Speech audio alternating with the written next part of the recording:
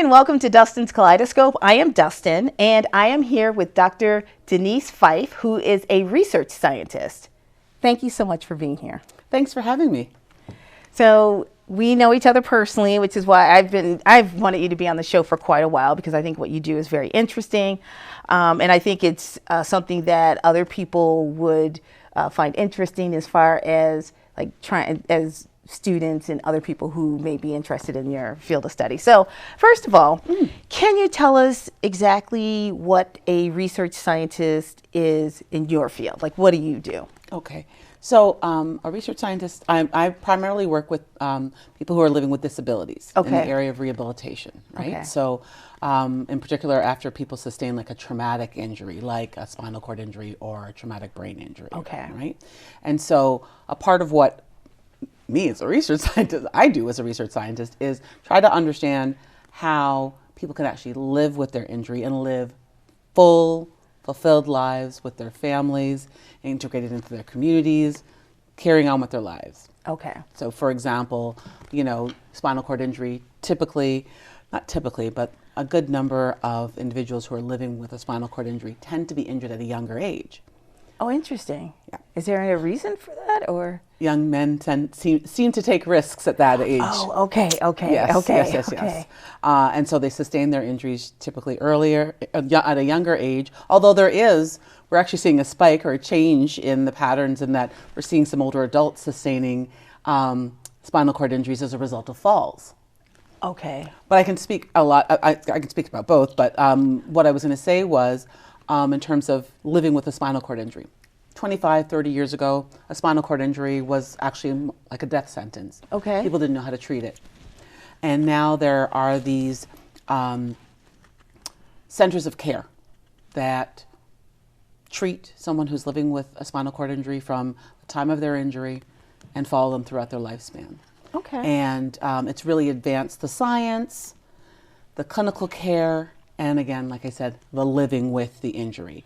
So part of me being a scientist is really trying to understand, because I'm a clinical psychologist by training, right? Oh, okay. So what I like to do is think about what people are thinking, right, while they're living their lives or doing whatever they're doing, and think about innovative ways to, if you are, managing a disability, a psychological issue, what have you, how do you work through that?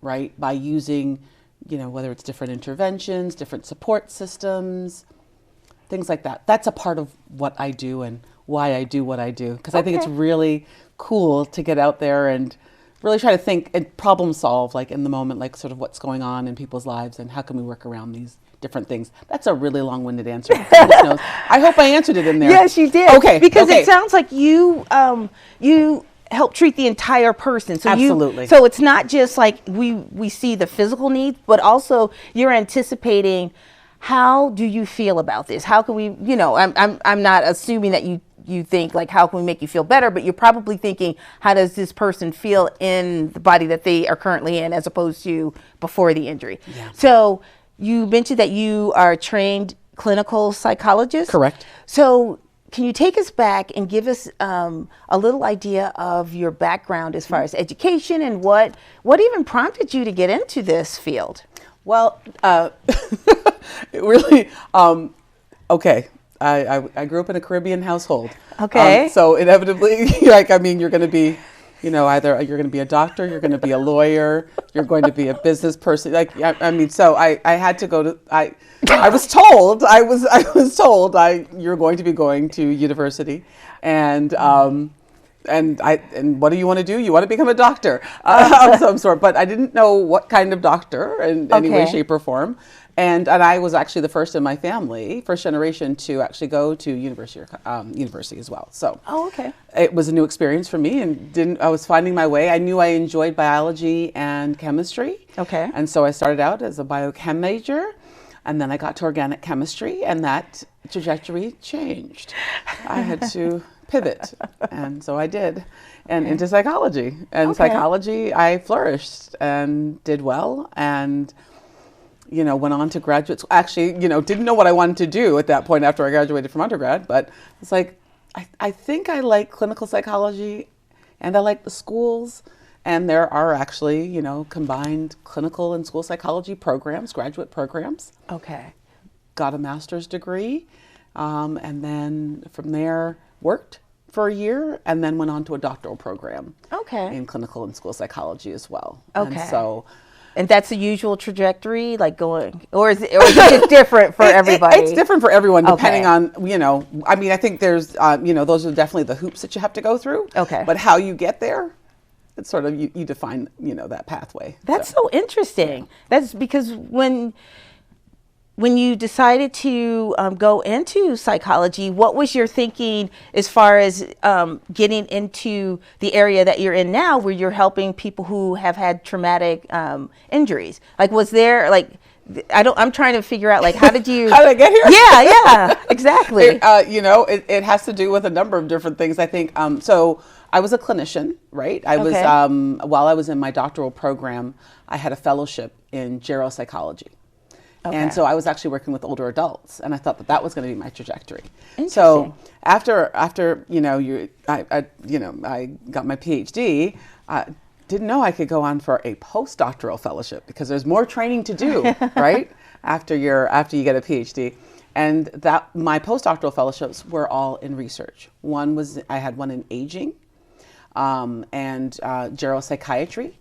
And so that was really focusing on looking at depression and treating mental health among older adults. And at that time too, I also had a clinical practice working in the community, I was working with physicians who were going into the homes of older adults, and older adults who were living with geriatric depression. I was going in and doing psychotherapy with them and things like that. So there was that. And then life was also happening in addition to the professional life. Right. And so, I also, ended up with, starting a family and moved to New Jersey. Because where were you at this time? I was in New York. Oh, okay. I was in New York. Okay. Yeah. And so transitioned to New Jersey. And at that time, I, needed an opportunity, or I had an opportunity to continue my fellowship, looking specifically at health disparities. And so with that fellowship, it was really... I'm just going to interrupt you for a second. When you say health disparities, what specifically do you mean by the health disparities? So a health disparity is when we see different health outcomes or different functioning outcomes, observing different patterns across racial and ethnic groups. Okay. So we see that marginalized groups, underserved groups, Native Americans, African Americans, Hispanics tend to have different health outcomes, functional outcomes, psychological outcomes in comparison to white. And that is what you were studying. And that's what part of what I was studying. It's understanding the why, but also developing interventions to help mediate those disparities that we see in different outcomes. Okay. And so my fellowship in health disparities initially started out looking at cancer disparities. And so I was working in that area for a time. And then, so there's something to be said about, the career of someone in academics. It changes depending on whether or not you have a position that's funded by your university or you're grant funded. Okay. And so that's one thing I was learning along the way in terms of a research career. And our center wasn't funded, we recompeted for our center's funding, and we weren't successful. And at that point I had to think about, yes, that was the look on my face. What am I going to do? And there was an opportunity to dip my toe into the world of rehabilitation, and I went for it. That's so interesting. So your field of study could actually change based on the funding you have. Potentially, and also the expertise that you bring to the table. So so there is the content area, whether it's health disparities, which can go across all kinds of chronic illness. They're rampant throughout, right? They're throughout the world, but particularly in North America, if we want to focus on that, I could study health disparities in just about any. In terms of any topic, right? Oh, I see. Or any medical condition, health condition, functional condition. I could study that anywhere. But I also developed, through my training, expertise in qualitative research methods, which is really, science is about numbers, it is, but it's also about learning from the voices of the people that we're serving in science. Okay. And so that's where my clinical side comes in. So you have an advantage in that sense, right? I feel like I do. Because some people would not be able to have that breadth of knowledge in the sense that you're a psychologist. Mm-hmm. So other people may just bring in the part where they can diagnose people or do something as far as like the physical injury, but they may not be able to understand. Like they may be more like, okay, this is what's happening to you, but you can take a different approach. I feel like I can. And then I also feel like I can too, because as a qualitative researcher, I'm not just going to administer a survey and look at the numbers. Right. It's looking at what's meaningful to the people that I'm serving through my research. Okay. Right? And so my projects generally are in the community, working with individuals that we serve, that I serve in my projects. And that's primarily, like I said, minority, underserved groups who are living with disabilities. Okay. And it's going into their homes. Like, for example, we were talking about living with a spinal cord injury. I had a project going into participants' homes, individuals' homes, and learning about how do you live with a disability after you sustain a traumatic injury? How do you live with that traumatic injury in your home and sustain your functional gains? Because we're all aging, right, and changing over time. So that was one project, and that project grew out of the voices of, again, the people that I serve, and it was like it's sort of a curious question, but thankfully it was funded, and that's what you're currently doing. I just wrapped that project up, and I have some others that are going on. But yes, that's generally that sort of motif of either going into a group's home or an individual's home and learning about how they live with the disability, and or having like we have another project that's working with caregivers, having the caregivers inform the process. The research that we're doing, helping me think about the questions, how we're asking the questions, how are we approaching our caregivers in the community? What are the kinds of questions that we want to ask them? And that's because they're very close to your clients. Is that correct? That's the ones because they're caregivers themselves. Right. Okay. I'm engaging with my community, with the communities that I'm serving, in order to conduct the research. It's called participatory kinds of research, or consumer informed research, or patient-informed research. That's so interesting. So we have about a minute left. So I don't want to start anything on this side, but what I would like to talk about when we continue is that you mentioned that you're actually in people's homes. Mm-hmm. And so I'd like to find out more about that, because I think most people, when they think about doctors, they think about you're going to a facility, you're being evaluated, you're being assessed, and then you're being diagnosed. And I don't know if you do part of that before, or on the spot, or if it's something that you do later. So we're going to take a break right now, but we'll be right back. I'm Dustin. This is Dustin's Kaleidoscope, and we will be back in a moment.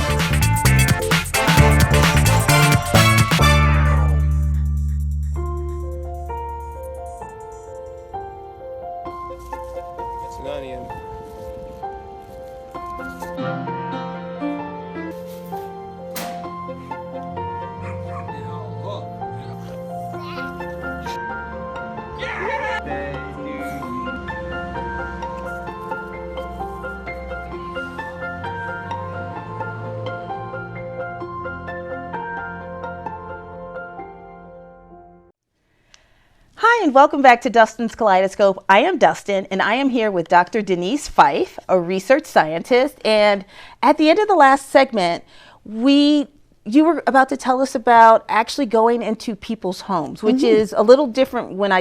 That's different from when I'm thinking about a doctor and a patient. I'm thinking about going to a facility. So can you explain exactly what you do and how this process happens? Sure. I mean, so like I said, I like to do research that's real, in real time, and meaningful to people, so I can learn about their lives. And like I said, figure out, we can troubleshoot, like if it's in the moment, or a little bit later. So going into people's homes really gives me an opportunity to see in real time how people are living, what questions they have, what concerns are going on in terms of their functioning with their disability. So can I interrupt you for 1 second? Sure. So are these people who have signed, like, how do you find these people? Sure. Oh, sorry. Yeah. So we have a registry of individuals who are living with a disability. Okay. And it's either mailing them a flyer, word of mouth, or us calling them, cold calling, and just saying, would you be interested in participating in a study? And part of the process of research is something called getting informed consent. And informed consent is making sure that if a potential participant, is informed about the process, the research process, what they're going to be engaged in during the time that they're involved in the project, what the expectations are. It's giving them an opportunity to ask questions about the project, but it's giving them like the whole scenario about, I'm going to be coming into your home and I'm going to call you the day before and let you know what we're going to do, tell you a little bit more about what we're going to do. Because even though we tell them we're going to do A, B, C, and D at the time of informed consent, by the time I call you next week, no one's really thinking about what I just said. So just reminding you, hey, Dustin, I'm going to be coming in to see you tomorrow to talk to you a little bit about your everyday routines and your day-to-day life and things like that. So it's, and people, informed consent also gives, potential participants the opportunity to always opt out at any time. Right? And reminding them of that throughout the process is always something that I feel I have to do. Right. Because we do have that option to opt out of any kind of project that we're a part of. And so when you're in their homes, what specifically are you doing? Are you just, is this just something where you, are you talking to them? Are you taking blood pressure? Are you doing any of that stuff? Or is this mainly speaking to people and trying to interview them kind of thing? It's a bit of, so I'm not doing any medical kinds of data collection. My data collection is primarily psychosocial. It's survey questions, it's interview questions so that people can share their experience. So, for example, a day in the life. Oh, really? So, yeah. Okay. Is one of our interviews that we do. So I would come in and I would say, hey, Dustin, thank you again for welcoming me in your home. So today we're going to learn a little bit more about a day in the life of Dustin. So walk me through your day. That's an example of like one of our interview questions. But we also have survey questions in which we're, circling answers to questions with like responses to kinds of questions like, tell me about your health. How would you rate your health? Good, bad, poor, or fair? Right. And is it the same as last year? So we'd ask them questions to reflect on their health. So it's self-reported from the participant's perspective or the individual's perspectives, right? About themselves and how they think they're doing. Questions about their functioning.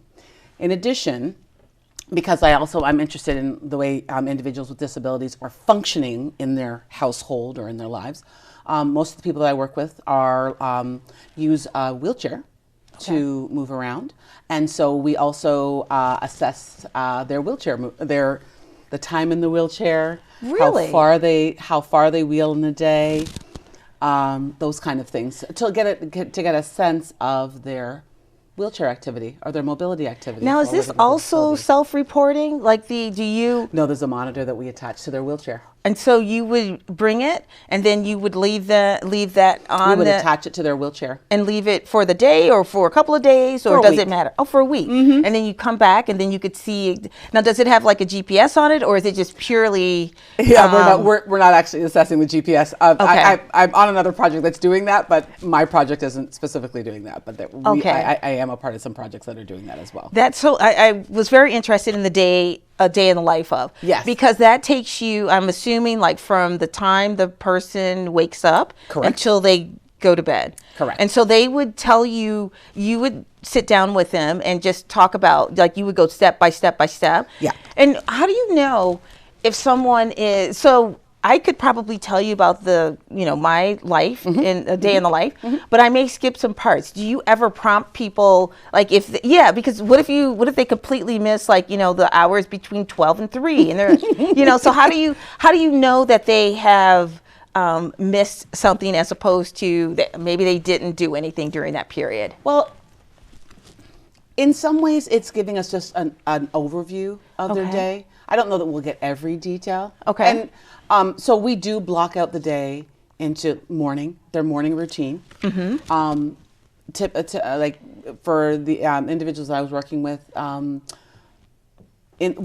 because they are in a wheelchair and they have their morning routine. Generally, there's things that everyone does, whether they have a disability or not, in terms of waking up, their self-care, getting dressed, things like that. Right. So, but I'm also interested in who's assisting you, how long does it take, how many times are you doing, do you need to, use a catheter, let's say, throughout the day for your bowel bladder care, right? Got it.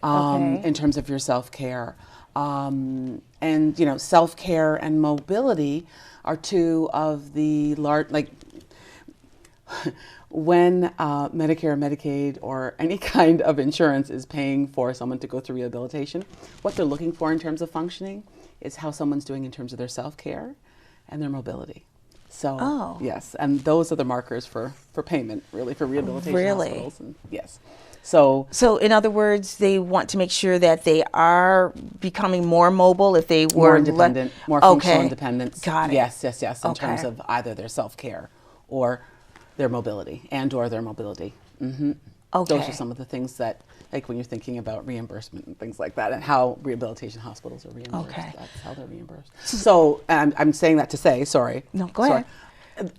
That's why I was looking at, in the day of the life, that's why I'm asking people about their self-care throughout the day and their mobility throughout the day. Oh, okay. It's sort of anchored in that bigger picture of, thinking about, what's important to, it's also important to, individuals living with disability in terms of after you have a traumatic injury, having your functional independence over time is something that's really important to obtain and sustain over time. Now, after you've done the research, because I know that this is not something that you do over a week, this is done over a long period of time with different people. So what do you do with those results? What happens then? Well, we crunch some numbers. So there are some numbers involved, right?